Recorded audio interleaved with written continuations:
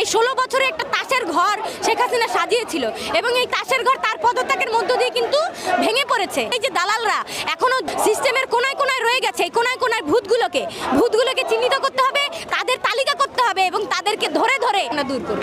আমরা ছাত্ররা মিলে গত 16 বছর যাবৎ বাংলাদেশের বুকের উপরে চেপে থাকা যে জগদ্দল পাথর, সেই পাথরকে তো সরিয়েছি, সেই স্বৈরাচারকে তো সরিয়েছি, কিন্তু তার যে দোসরেরা, তার যে দলদাসরা, তারা কিন্তু এখনো দেশে রয়ে গেছে।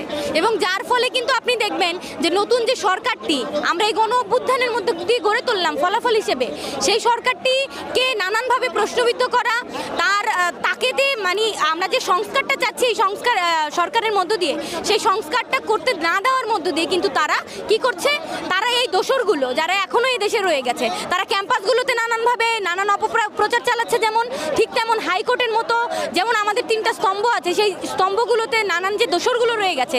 কারণ গত 16 বছরে তো আওয়ামী লীগ মানে চরম মাত্রায় দলীয়করণ করেছে সব জায়গাগুলোতে, ফলে বিচার বিভাগও কিন্তু এখন আর নিরপেক্ষ নেই। ফলে আমরা বলেছিলাম যে বিচারপতির পদত্যাগ করতে হবে। আমরা কিন্তু রাজপথ ছেড়ে যাইনি।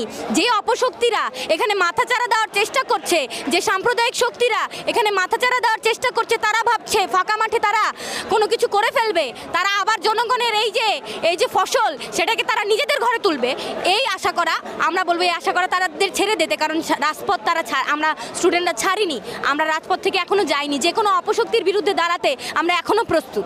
ফলে এই হুঁশিয়ারি আমরা তো সকলকে দিতে চাই। বিচার বিভাগের তো একটা আপেক্ষিক স্বাধীনতা আছে, যেহেতু এখনো পরিপূর্ণ মানে বিচার বিভাগটাকে আমরা পুরোপুরি সারিয়ে তুলতে পারি নাই, যেহেতু বিচার বিভাগে যে দলীয়করণগুলো হয়েছে এই 15-16 বছরে সেটা তো আমরা এখনো সারিয়ে তুলতে পারি নাই। ফলে আমরা এটাই চাই যে আমরা যখন একটা সরকার গঠন করেছি, রাষ্ট্রের প্রত্যেকটা জায়গায় সেই যৌক্তিক সংস্করণটা আমরা চাই। যে দলীয়করণ, যে দলীয় ব্যক্তিরা সেখানে ছিল, সেই দলীয় ব্যক্তিগুলোর কিন্তু আমরা সেখান থেকে আসলে মানে সেই দলীয় ব্যক্তিগুলোর অপসারণ চাই। এখন আমরা সেটা পুরোপুরি করে উঠতে পারিনি, কারণ আপনারা জানেন গত কয়েকদিনের পরিস্থিতি একটা টালমাটাল পরিস্থিতির মধ্য দিয়ে গিয়েছে এবং যে সরকারটা সবে গঠিত হয়েছে সেই সরকারের একটু সময় চাই।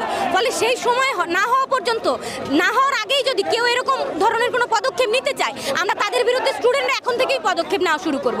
যদি এবং আমরা মনে করি এভাবেই আমরা আসলে এই যে নতুন যে তত্ত্বাবধায়ক সরকার বা যে অন্তর্বর্তীকালীন সরকার, সেই সরকারকে আমরা স্টুডেন্টরা সহযোগিতা করব। এটা আমরা মনে করি তাদেরকে সহযোগিতামূলক হিসেবে আমরা তাদেরকে সহযোগিতা করবো। এভাবেই আসলে আমাদের এগোতে হবে।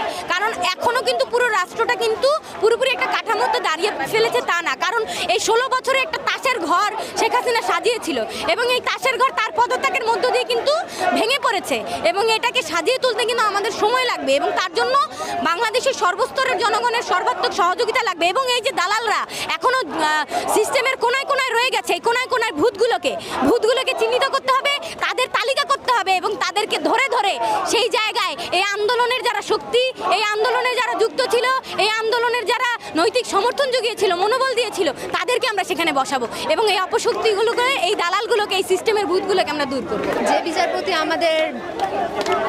এখনো আমাদের দেশের প্রতিটা সিস্টেমে এখনো ফাঁসিবাদ, তারপর স্বৈরতন্ত্র রয়ে গিয়েছে। আমাদের এগুলো সব নস্যাৎ করতে হবে এবং আমাদেরকে আমাদের যে আন্দোলনগুলো, আমাদের যে বৈষম্য বিরোধী আন্দোলনগুলো, সব জায়গা থেকে বৈষম্য দূর করতে হবে।